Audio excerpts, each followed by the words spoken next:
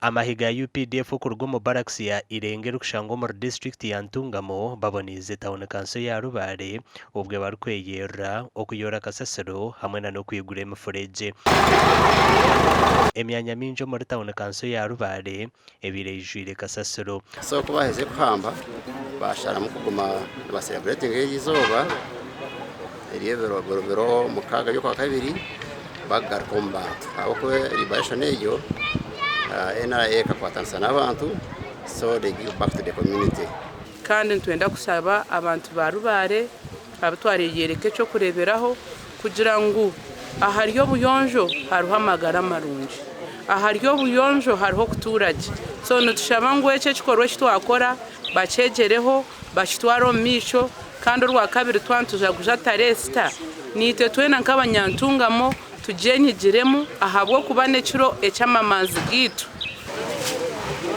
abebembezi na bamwe mu batura basimire amahiga UPDF ahabwo kuboneza town yabo aho ko kurugakare obundi abantu baye bareba abasirikare bashitwara mu kintu cy'indi ushanga batinde ku ngati bakwija baba nabo bakana no basakura yo buyonjo ecyo nicyorekera kimwe ngo omuntu no musirikare taro kutina mugenzi we kandi no kushaba abatuze bitu ba Rubaare ngo ayitwasiga ayitwasya mwongerereho ubundi umuntu musirire mu kikora konka ayitwasya mwongerereho ahabwo buteka no burungi bwa Rubaare imyanya yakamuca akwatine narwe buko nokwe ntubashaba nimwe kumuguma mutamamani at least kugira ngo cyakomera izuba bwo kutubonereza ntubashaba nimwe ngo mutemamani ubwire bw'abagenyi babarumu barebe ngo buyonjo bwagumza akwantu yore mirondena omukwezi omusande tuyore mirondena kandi ariho kubushangwa nkabyarengesereza tuyore mirondesha 5 ninga mukaga bwene konka kasasiro ni nyingi aho kuba population ya Rubaare nayo ni impango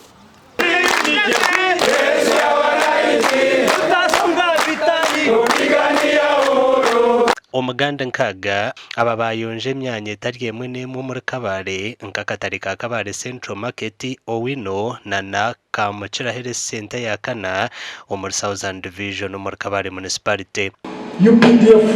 yo kwihanija omubebembezi buri mwaka babasaka kutuyamba omuklininga kandi bakwata harahunya munonga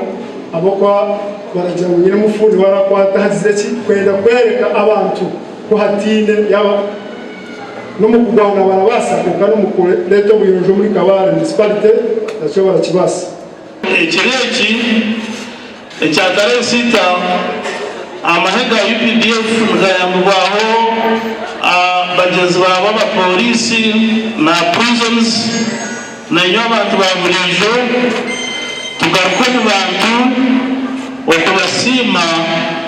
habo bahagizi baherize National Resistance Movement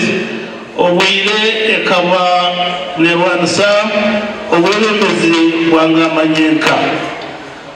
They are the ones who are supporting us. It's not us who are joining them to support them. So we believe it is imperative for us to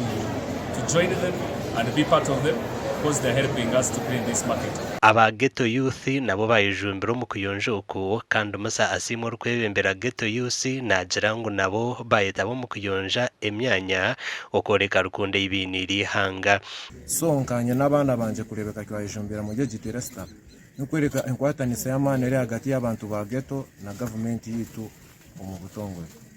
Emikoro yihange yo kujaguza kiro cya Tarehe Sita neja kubaho nyencyakare obwe Uganda rukujaguza emyaka 23 eyo rutaro rwatandukirwe na nekigenderwa cyo kuyaho government yawabira president Melton Obote omwaka gwa 1991